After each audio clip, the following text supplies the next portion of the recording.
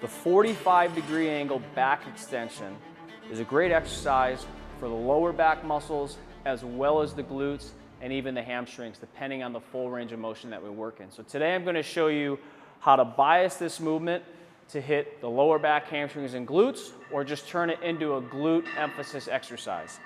So when we do this, we want to make sure that the top of the pad hits just below the hip. Everyone's a little different, but we want to make sure we're below the hip crease so that you can go into that full hip flexion. So a couple key things here. A lot of times people will hyperextend their back, right? So what I like to tell people is if your rib cage is flaring, that's too much. We want to pull the rib cage down, right? And we want to think about keeping that back nice and flat on the lower back. So this is really, maybe a little higher, is the top of the movement, right? Pulling her abs in. That's the highest you'll ever get. In this position, you should be feeling the glutes working.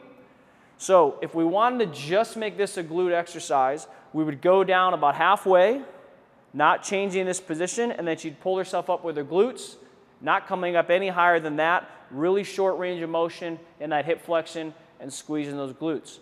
The lower we go, the more we start getting a stretch on the hamstring, as well as loading up that back. Again, as she comes up, she's not throwing her head and shoulders back. So do that real quick. Throw your head and shoulders back, right? We don't want to get that big banana-shaped lower back. We want to tuck the ribs down, and then she's going down, full stretch, big stretch on the hamstrings. Glutes are extending the hip, and the lower back is here. This is a great exercise. You want to train that lower back to get stronger, 5 to 10 reps. If you want to train it 10 to 15 reps or even 15 to 25 reps. If you're going after the glutes, I would typically try and stay in that 10 to 15 or 15 to 25 rep range and really work on that nice, good squeeze at the top for the glutes, nice, slow, and controlled action.